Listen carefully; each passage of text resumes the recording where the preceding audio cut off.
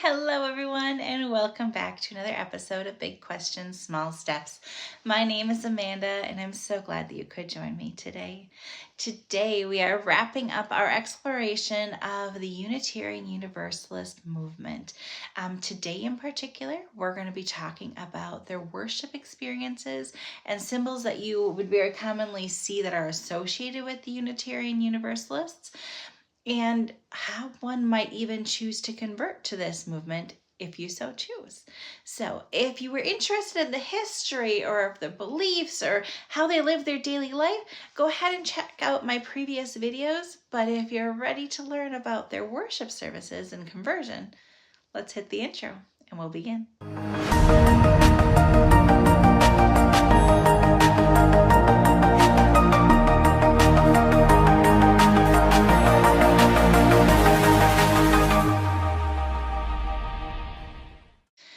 So the symbol that you would most recently see within the Unitarian Universalist movement that would indicate that it's a Unitarian Universalist movement is one particular one.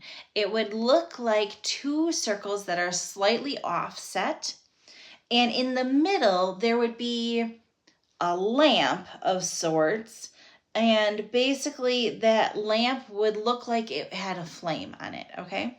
So the two offset circles are supposed to represent the Unitarian and the Universalist original movements that merged together to form the Unitarian Universalist movement altogether, or the UUs as they refer to themselves.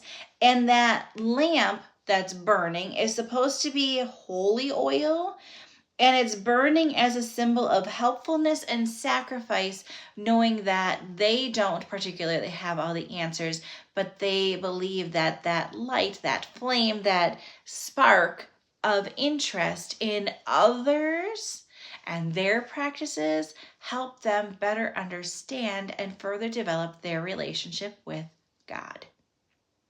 So that's where you would see that symbol. Now, again, many Unitarian Universalists don't have a particular church, and they are rapidly exploring all different types of faith: Hindu, Buddhism, Judaism, Muslim, Christianity, all different types of faith and all different experiences.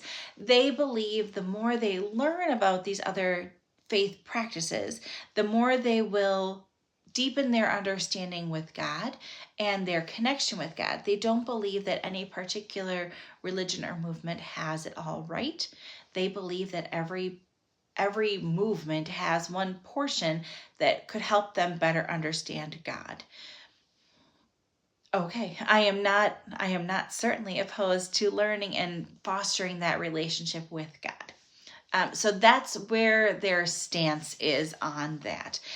Many places, they don't have worship services in a particular church because of geographics, don't necessarily allow that. Most of them would have, they would attend a worship service in a different type of worship space. They may do additional reading or research on their own. They might gather, if there was a small collective of Unitarian Universalists in their area, they might gather together occasionally for some of the holidays, so like the water festival or the flower ceremony or the Yule log burning ceremony. They may gather together for some of those. They may not. There's that community that you are supposed to be a part of in the Unitarian Universalist, but it all depends on where you live and how that community looks there as to how it's going to look overall. Basically, the Unitarian Universalists will say that they are part of a church or a society, a fellowship, or a congregation. It does not mean a traditional church as in a Christian church. It may not be a physical church structure. There may not be a specific society or congregation that you have to sign that you're pledging and that you say that you are actually a member of this. It may not be that. That's what they refer to their group whenever they get together. Okay.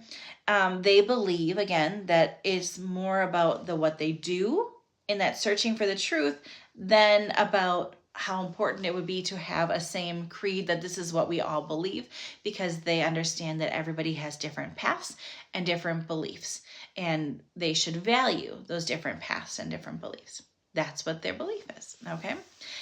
They think that God equally embraces all people, and that is what led to the Unitarian Universalists. They don't believe that just because you are Buddhist, that means you have a higher understanding or a lower understanding than somebody else. They don't believe that because you are Christian or you are Catholic or you are a Jehovah's Witness, that your understanding is better or worse than anybody else's. They believe that it's just different and there's something to be learned there, just like there's something to be learned everywhere in every experience. So this wide belief system really is reflected in the Unitarian Universalists of today. So there's a lot of people who do a lot of meditation to kind of learn more. That's more based on Buddhist practices. There are people who get together for meals and have sacraments that they talk about that meals, similar to a Jewish Seder or Yom Kippur services, to embrace the new year and acknowledge what you did wrong.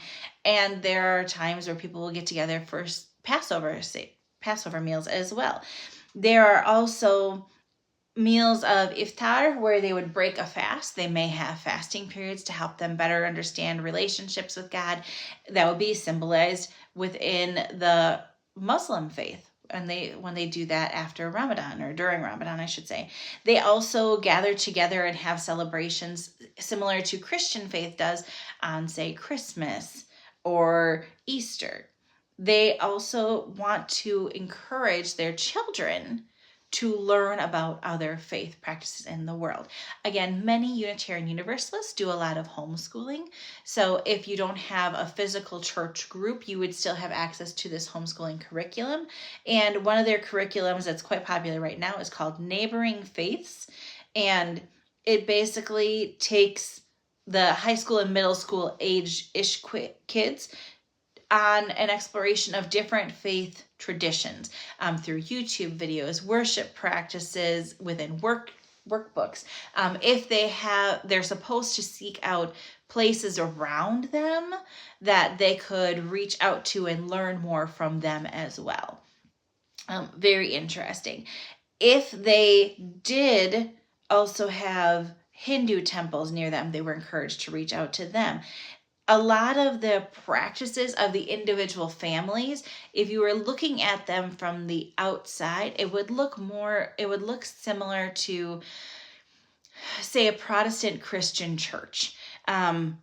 Just because there's a lot of similar practices, and then there would be little tangents that would show some faith practices from other religions. That's just what you would commonly see. So you would see a lot of decorations for Christmas necessarily, but you may see also a Hanukkah for Hanukkah. You may see lanterns for Chinese New Year. You may see candles to celebrate winter solstice at the same time as Christmas. Just little tangents that, if you were just looking at a house, you might not even necessarily notice that it's from other religions. You may just think it's a candle. You may just think it's a fancy candle holder with 9 different candle parts. That may just be something you miss, especially if you're from the Christian background. But that would be what the Unitarian Universalists' home would look like, their home service. Now, if you were in one of those places where there was a Unitarian Universalist church, a physical building with a bunch of people who would get together occasionally for worship spaces or practices or things like that, this is what it may look like, okay? You would not necessarily see a specific text because they kind of dabble in a lot of different places. You're going to see multiple different texts. You're going to see a Bible. You're going to see a Torah. You're going to see a Quran. You're going to see the book of Krishna. You're going to see different religious texts, and they're going to quite possibly talk during services about one of the 7 principles and how that principle is applied in these different movements, these different religions, these different denominations, and how that can enhance their life, to open their understanding, to engage in dialogue. What you're going to see is you're going to see a lot of hymn singing. They believe hymn singing, or singing in general, is important because it's said that when you sing, it's like you're praying twice. So hymn singing is a big deal. Frequently it'll be led by an organ or piano. There may be different instruments that are there. You could also have a choir or a song leader who actually is leading the song and directing the congregation. It's possible. There is going to be a leader of the worship space. Some people will call it a pastor. Some people will just call it a leader. This person is typically a member of the organization, either from that community or from a neighboring community, who is just passionate about the principles and is a good public speaker. This is something they feel moved to do. They don't have to have necessarily a certain background or license or expertise. That's not a thing. That's typically not their full-time job either. They may be a banker on every other day of the week, but on their worship days, then they stand up in front and they lead the group. That's what they do. They do tend to get together on Sundays. However, some communities, they get together on Saturdays or even Thursdays. That's just what they do, depending on what works for them. The leader will typically talk a little bit about the joys and sorrows of the community, things that are going well, things that maybe people struggling with, illnesses, things like that. They also may be a time where during the worship service, a couple of people are invited up to light candles and say particularly moving things that have happened for them since their last gathering. They don't have worship spaces that meet every week typically. Typically it's every other week because they're more focused on the actions than the actual coming together worshiping spaces. Another reason why they don't have a lot of physical churches, because they cost money.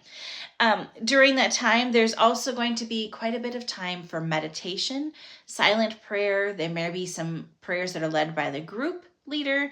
But again, prayer is going to be very important to them. There's also going to be some readings. Again, there's going to be readings from all the different books, the Torah, the Quran, the Bible, the Christian, like all the different books from different movements. Whatever they have, they're going to be different readings, and it's not always going to be from the same one. There's also going to be a time where if there's children part of the worship service, they'll be invited up and they're going to have a small like children's time where the leader gets to have a smaller time with them.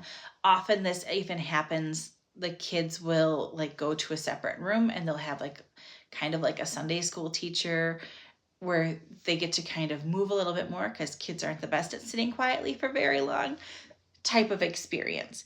After the service, after the readings, after the discussion, after the kind of back and forth, let's celebrate and acknowledge the struggles and joys, there's also going to be at the end what's called a talk back. And this is when members of the congregation, members of the group are going to engage in dialogue, either as a whole group, depending on the size number, or they may break into smaller groups where they're going to talk about what was discussed during the leader's message in the worship spaces and what they were talking about this past week, that maybe the experiences that individual had, and how this informed their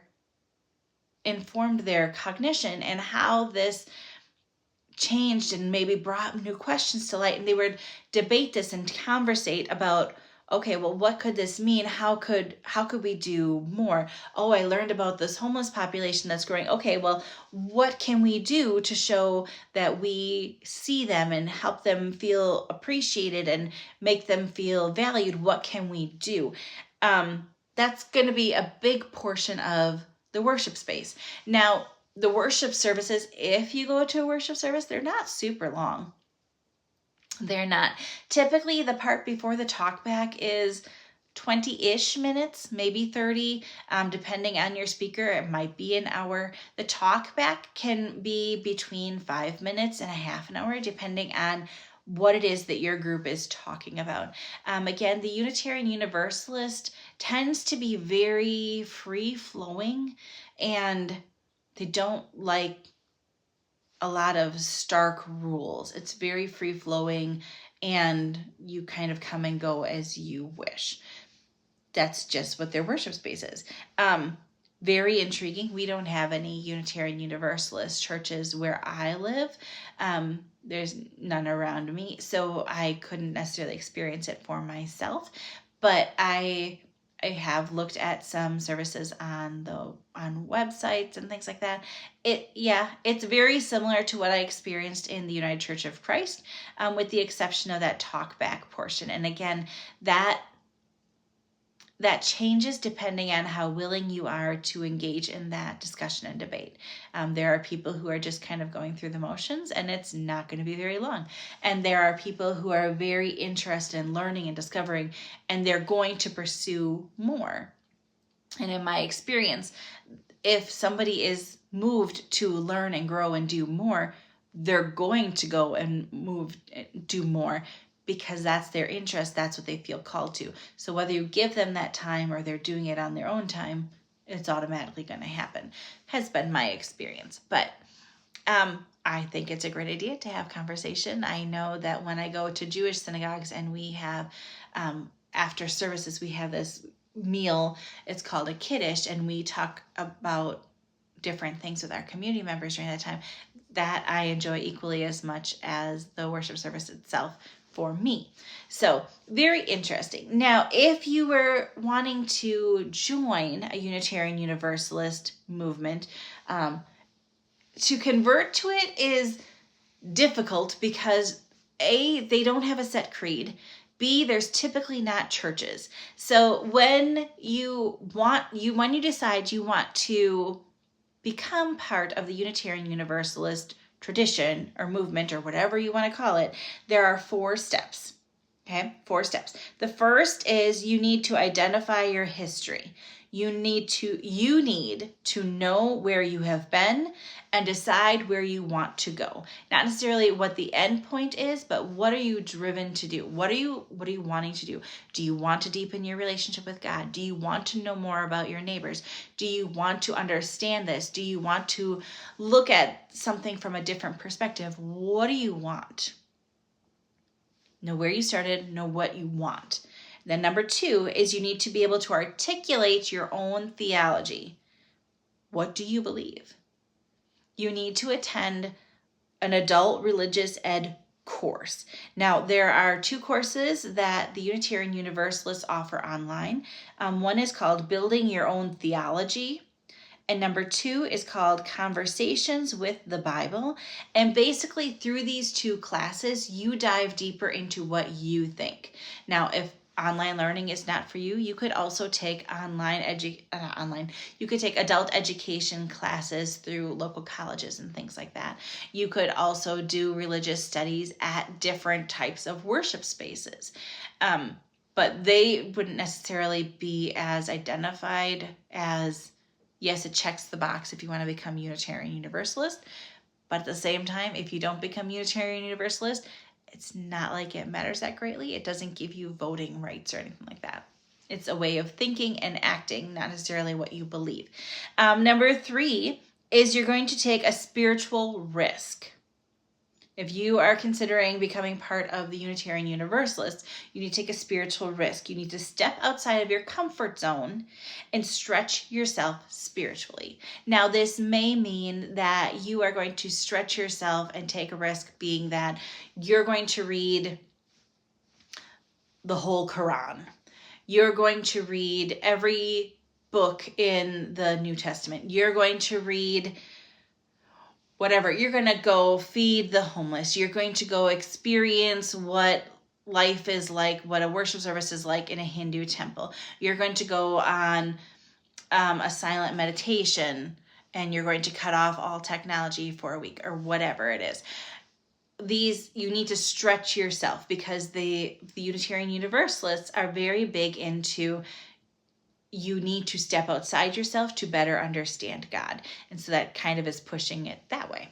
And then the 4th one is you need to talk to other Unitarian Universalists within the world.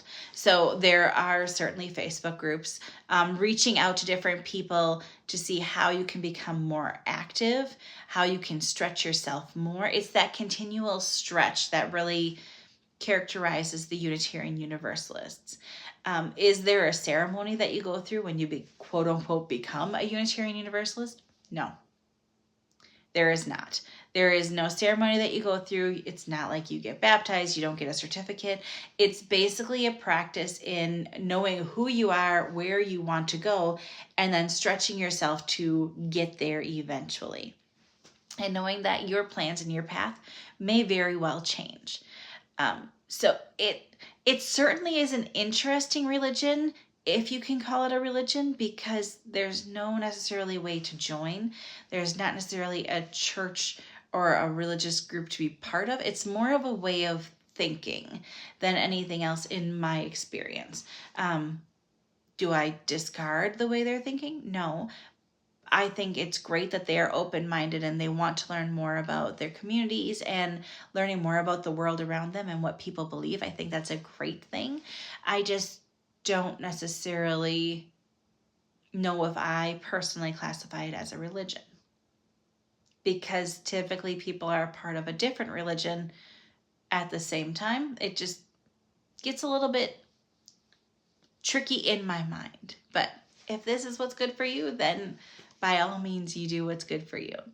Now, we have covered a lot of Christian denominations. We've talked a lot about many other denominations and worship experiences. We talked about Islam, we talked about Judaism, we talked about Christianity, we talked about Baptist, we talked about Buddhism, we talked about a lot. And this is all because I've been on a journey. I was raised as a Christian for over 40 years, and I've definitely had my struggles, and I happen to meet the love of my life, and he happens to be Jewish, and I continue to learn different things. And learning through these different movements and different denominations has certainly been a learning experience for me to help me figure out where I need to go next. So, on that movement, I've told you how I'm on the conversion path to Judaism, but I want to explain a little bit more as to how I got there. So, in our next episode, I'm going to tell you a little bit more about what I learned about the Islamic faith and why that was not a good fit for me, so we can get more towards what I did choose and why it's a better fit for me. So if you enjoyed today's presentation, I hope you give this episode a like, hit that subscribe button, because if you have questions like I had questions, or if you want to learn more or understand somebody else's experience, I certainly want to share with you. And I want you to be able to see that next episode when it does post. So until the next time, I hope you are well. Take care. Remember, the more we grow, the more we love. The more we know, the more we grow. Sorry about that. The more we know, the more we grow. Until next time, take care. Bye-bye.